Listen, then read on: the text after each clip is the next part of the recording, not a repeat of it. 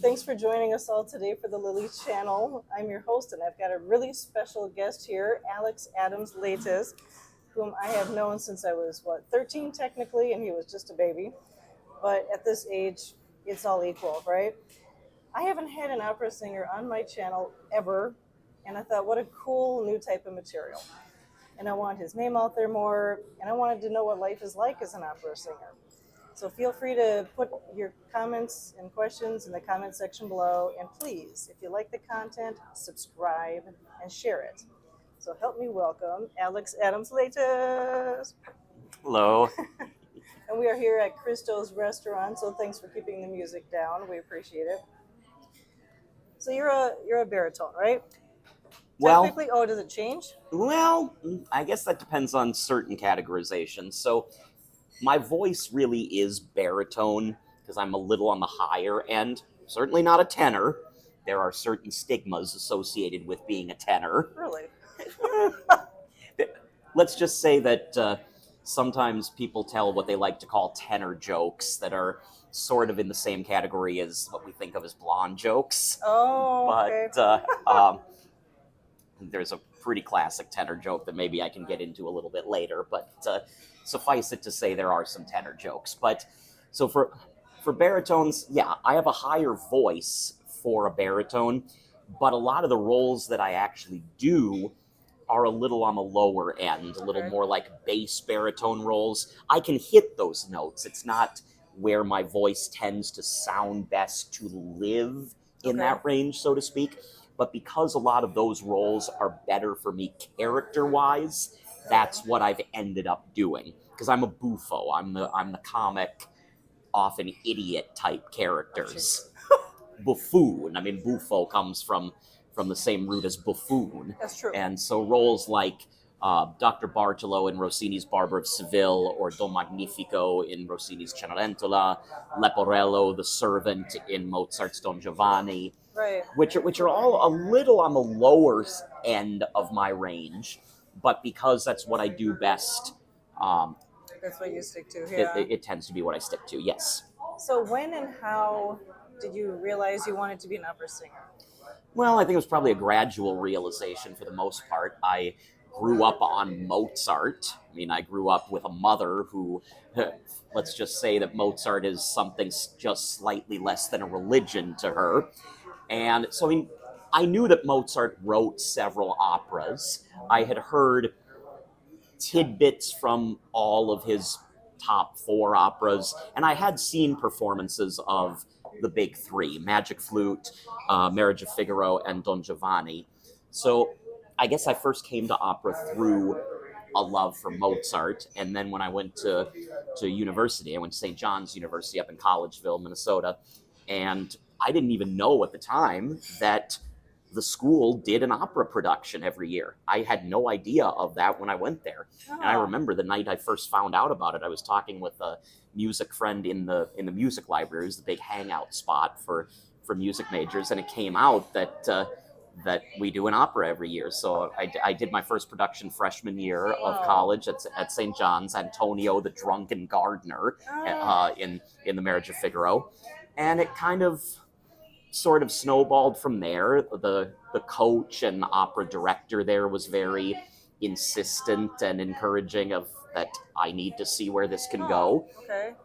When I graduated, I later did a graduate program, started doing summer programs. That tends to be a common path for opera singers. You start out doing summer programs that in many cases you actually have to pay to do them at first. They're like student programs basically, and then from those you hopefully make connections with coaches, directors, conductors, and you start doing other auditions for professional companies and engagements. So yeah, I don't know if there was a single moment that I decided. It was more of a gradual process through college and grad school.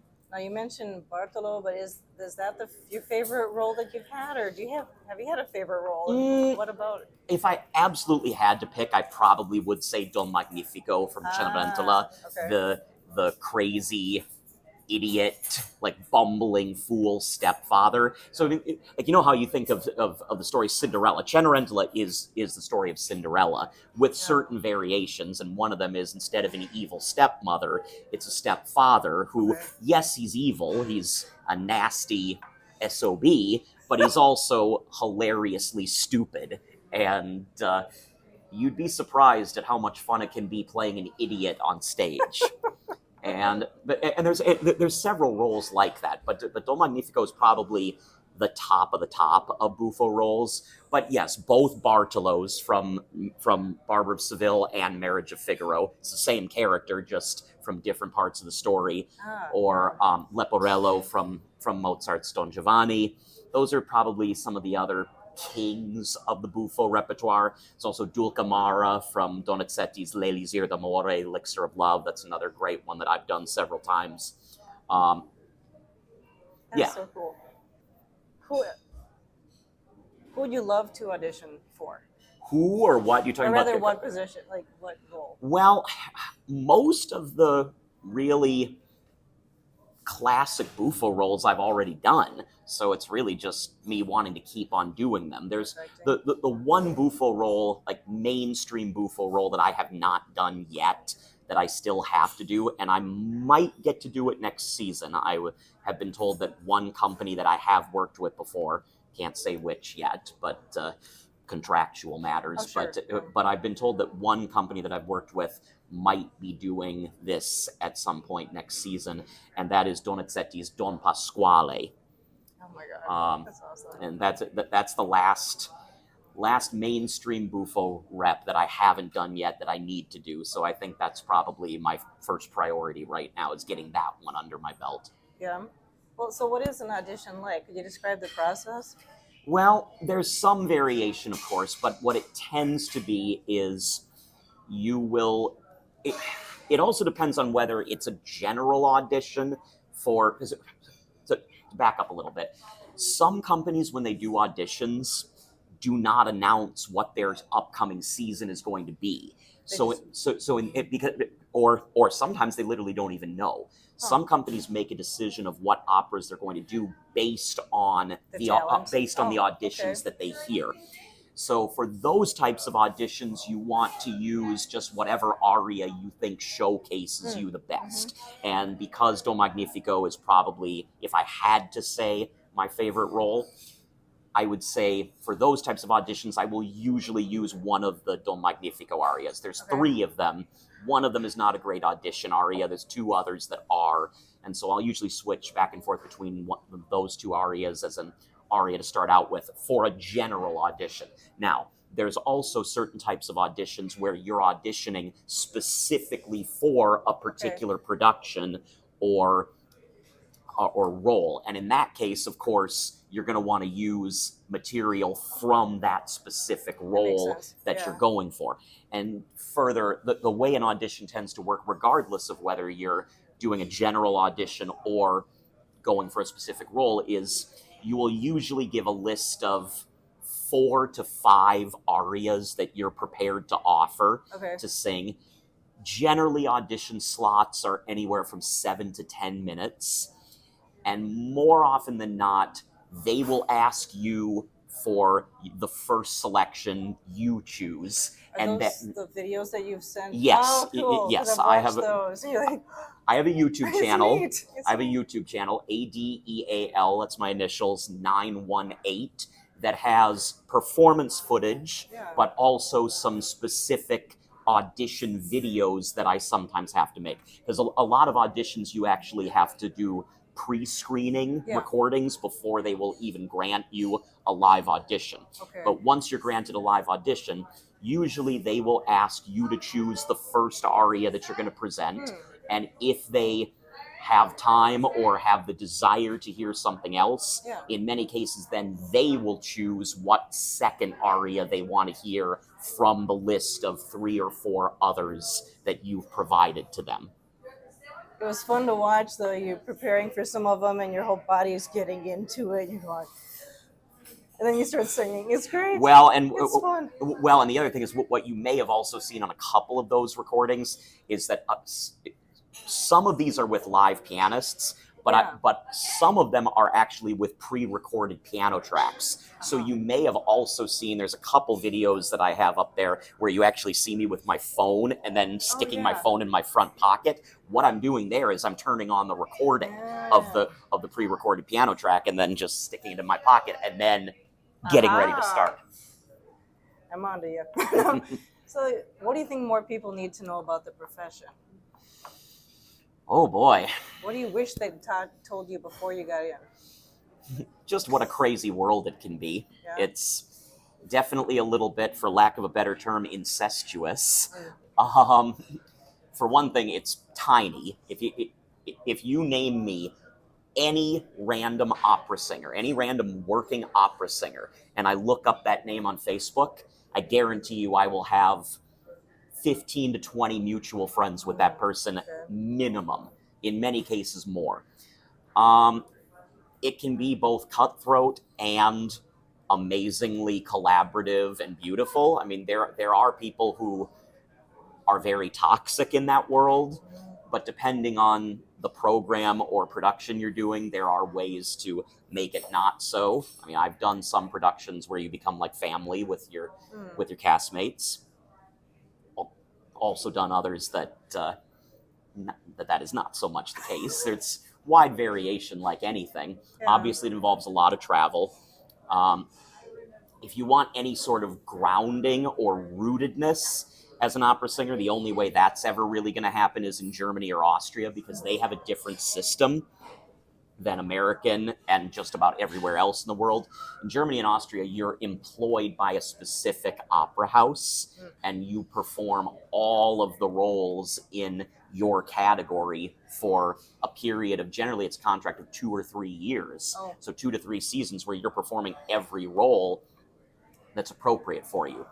And that gives you a little more stability, but at the same time, it pigeonholes you, it restricts you a little bit more to doing what you are told to do, rather than freelancing, which is what you do just about anywhere else, which gives you more choice about what you go for, but and you can decide that you only want to go for these particular roles. But at the same time, you don't get the same kind of stability doing that. So many opera singers who freelance do other day jobs when they're not on opera gigs. Like in my case, I was going to say, that's the next. Thanks for the segue. That you are a substitute teacher in, was it just about every high school subject? Well, How is that? I've subbed for just about every subject at various times. Yes, for the last 15 plus years. When I'm not on an opera gig, I'm substitute teaching in the Twin Cities area, in Minneapolis, St. Paul. I'm on the roster with 6 different school districts, and it's a perfect arrangement, because I mean, it's a job that is as full time as you want it to be. Schools always need help, and actually they in many cases treat you like royalty, because they're in many cases so in need of help that they're grateful for whatever they can get. So it can be a very validating thing. And it's nice to have a little something of what you might call a double life. Like, I have these periods of time where I come home and I'm living very normally, of getting up in the morning, going to work, coming home, seeing friends, going out in the evenings, or hanging with family. And then I have other periods of time where I have to pull up stakes and leave for a month, 6 weeks, 2 months at a time. Usually I've been spending the summers in Europe for the most part. There's some summer workshops and studio productions that I've been doing there for a long time, including Weimar, Germany, Lyric Opera Studio Weimar, which I've done a bunch of times, which is an amazing experience, and I recommend it to any upcoming opera singer. That's cool. So, what do you do for fun? Some things that you do for fun in your limited free time.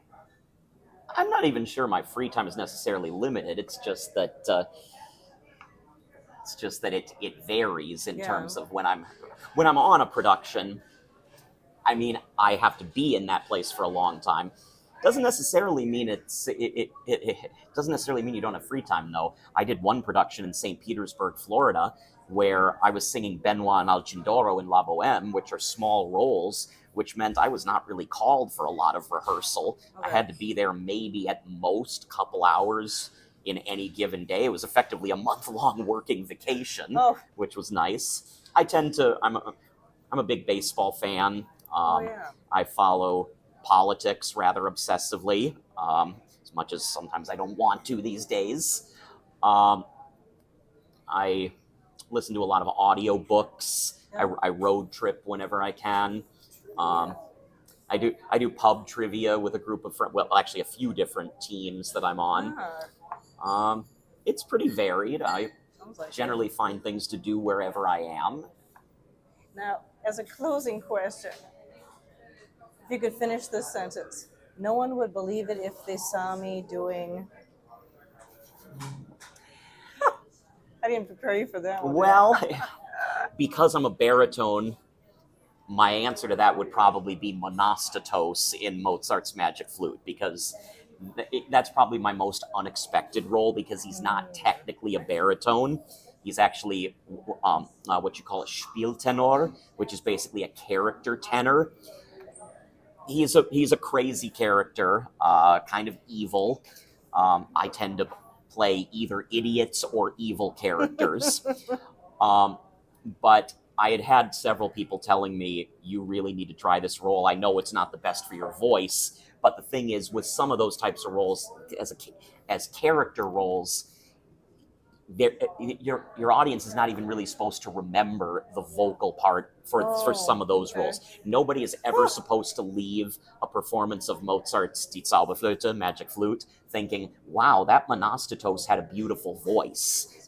They're supposed to remember the character. So, I mean, I sing that. It's definitely on the high side for what I do, but I sing it in basically like a Weasley nasal character voice, and that's what they're going to remember. I did the same thing also as the witch in Hansel and Gretel, which oddly is often sung by a man. There are two types of roles in opera that are basically cross-dressing roles. For a woman, it's called a pants role. There are mezzo-sopranos that are women who play characters that are either usually young boys. Most classic example of that is Cherubino, the page boy in Mozart's Marriage of Figaro. That's a classic example of what they call a pants role. And then there are fewer examples on the opposite end, but there are what is actually sometimes called travesty roles, which are men singing female roles. And again, there's fewer examples of that, but the witch in Hansel and Gretel is the most classic one. That can also be sung by a woman. It's sometimes sung by a mezzo-soprano, but in many cases it's also sung by a man, usually a tenor, but it's also one of those types that the witch, you're also not really supposed to remember how beautiful a voice the witch had. The witch is a character role. So I guess you would, to the answer, you would never believe it to see me. Probably the answers would be singing Monostatos and the Witch. What I did love seeing him do, though, what I did love seeing was Major General and the patter, you call it? Well, yes, patter is basically very fast syllabic text. It's particularly crazy in Italian. Rossini wrote a lot of arias that use buffo patter, particularly in Bargello and Dol Magnifico. But yes, the classic example of English patter is the Major General's song from Gilbert and Sullivan's Pirates of Penzance. And yes, I have that was awesome. I have a few videos of me doing that. Apparently we're going to cut it short because there is some dinner fire next to us and we don't want to be completely distracted. But thanks for tuning in, and check the details section of this video to find out more about Alex Adams-Leytes, whose mother was my piano teacher and is now a longtime friend of the family. And please subscribe if you like the content. See you soon.